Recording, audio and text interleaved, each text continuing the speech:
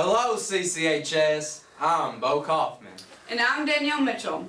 Today's WREB broadcast includes stories on the new cosmetology school, foreign exchange program, and changes in our lunchroom. Here's Bo with our first story. Drug usage has long been a concern among teenagers in Kentucky. However, based on recent surveys, a majority of Casey County High School students have reported to never participated in tobacco or drug usage, as well as binge drinking. The CYC Casey Youth Coalition has a goal to bring awareness to the youth community about the use of drugs, tobacco, and alcohol. As a whole, the coalition strives to promote healthy social, physical, and mental well-being among our local youth.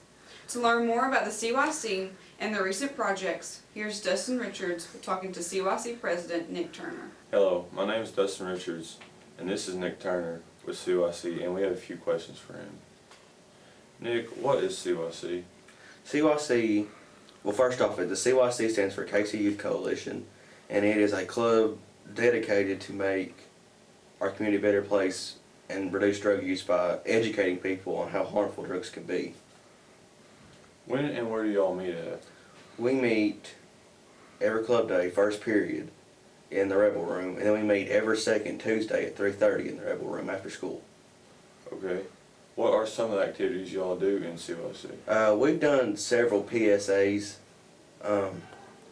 We're working on now trying to do some skits to take out to the elementary schools and the middle school to kind of, help educate the kids. Yeah. Okay, what is the prescription drop box and where is it located at in town? The prescription drop box is a like you said, it's a box. Almost, it looks just exactly like a mailbox. And it's located in front of the Liberty Police Department. This is a place for unwanted prescriptions for you to drop them off, so they get into the safe place and they don't fall into the wrong hands. And so nobody abuses them. Right. Okay. How does someone join this club? You can talk to me or Dakota Hoskins or Missy Warner. Thank you for your time, Nick. Welcome. Thanks, Dustin. In other news, Liberty is adding on with 3 new businesses, replacing Shopko as Tractor Supply, and they made their grand opening on November 7th. Going across from McDonald's and beside Tartar Industry is O'Reilly's. The opening date is not determined. And we are also gaining a Little Caesars, which will be where a Hong Kong buffet is currently located at. At Casey County High School, change is always happening. One such place is with our food program. Renita Murphy began the year in her new position as lunchroom manager. With ever-changing food regulations and the need to streamline procedures, we have seen many changes.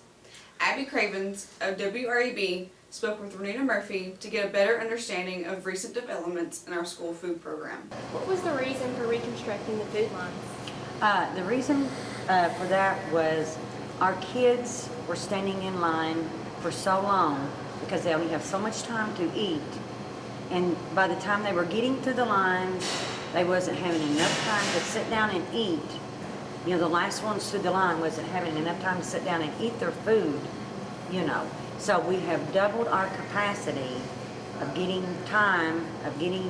our kids through the line because we have double lines. We have a keypad on each side of the computer now, so they can come down both lines, and the kids are getting through faster and they have more time to eat their lunch. That was the reason for reconstructing the kitchen, so they would have more time to eat. So it's been successful? Yeah, it has been very successful. Good. What all goes into having a successful lunch day? A successful lunch day. Okay, first thing, you mainly need the food that you're supposed to have today. Make sure it's fresh. You have fresh produce. You have the right amount that your recipe calls for. And you also have your cooks that do the work.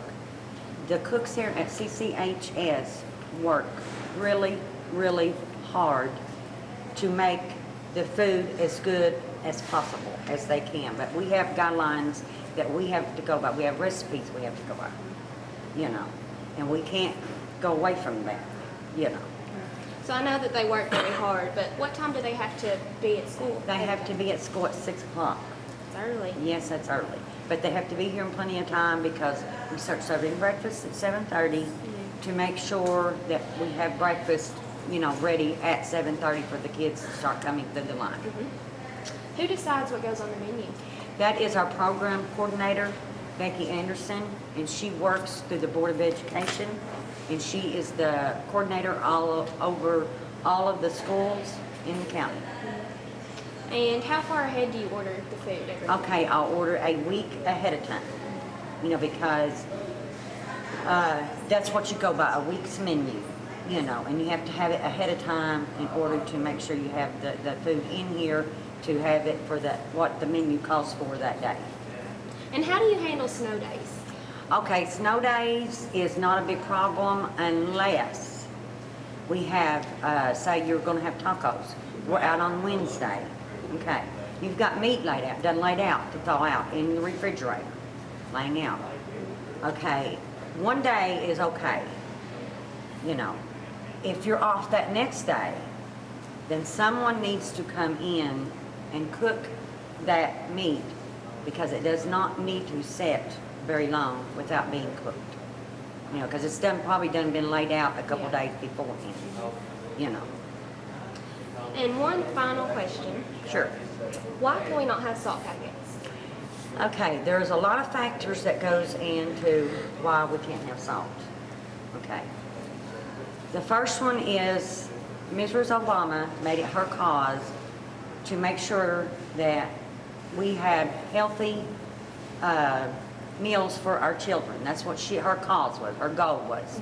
And everyone knows that too much salt, too much sodium is not good for you. It causes a lot of health issues. Okay.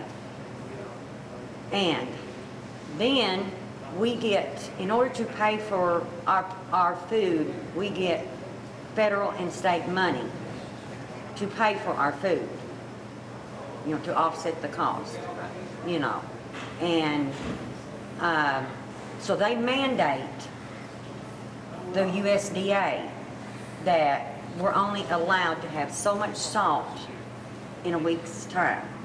Okay, in an average week, we're not allowed to have over 1,420 milligrams of salt in a week for lunch.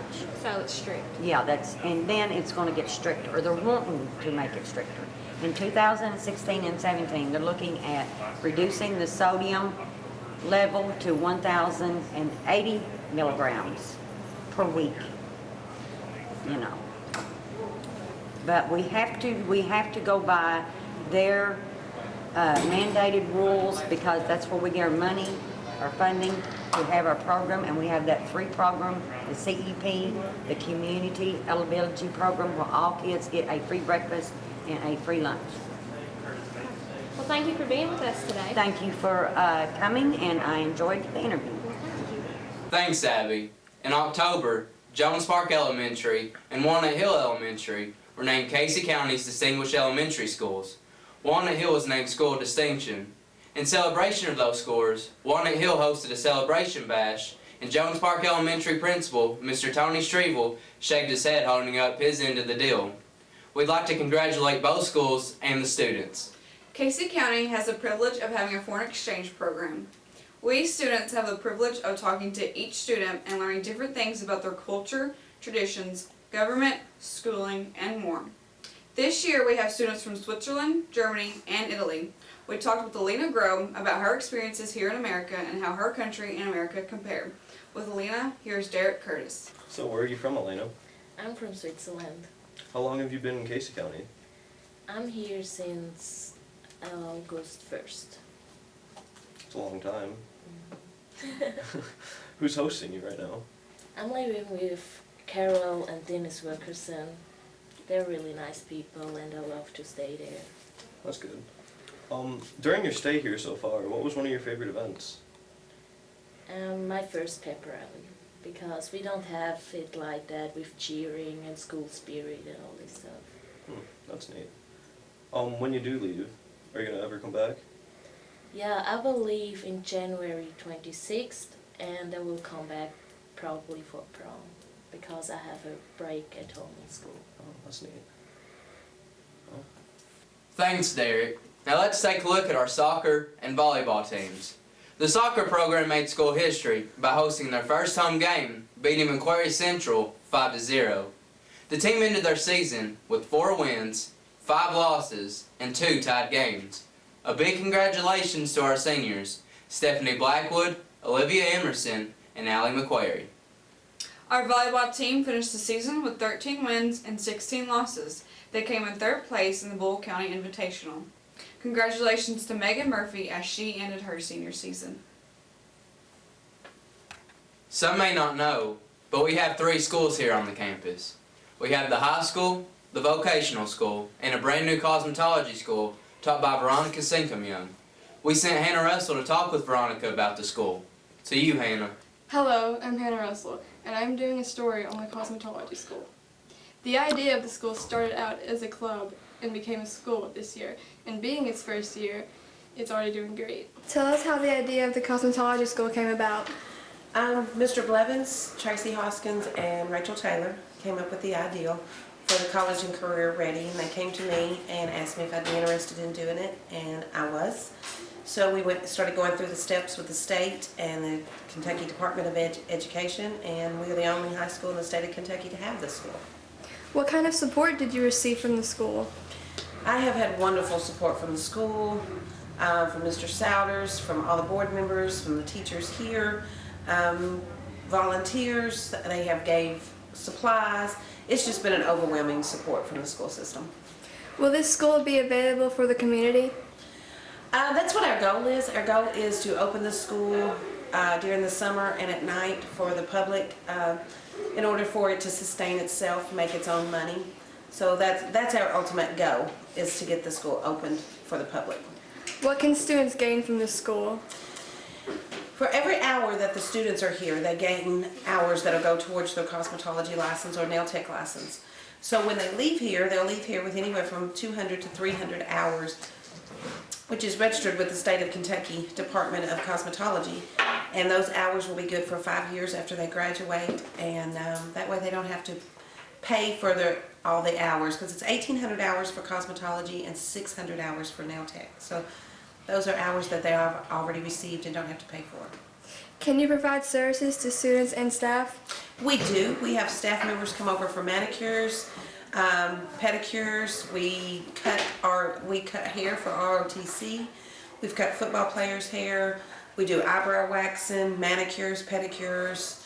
We do a lot of things for the staff and the students for minimum cost or donation. What are your goals for the cosmetology school? My goals is to open it for the public. Also to have some of my students come back as instructors, get their license for instructors. The sky's the limit. I mean, I really don't have one certain goal. I think the sky's the limit for the school. Thank you. Thank you, Hannah. This concludes today's broadcast. On behalf of the staff and management here at WREB, we'd like to wish everyone a safe and Merry Christmas.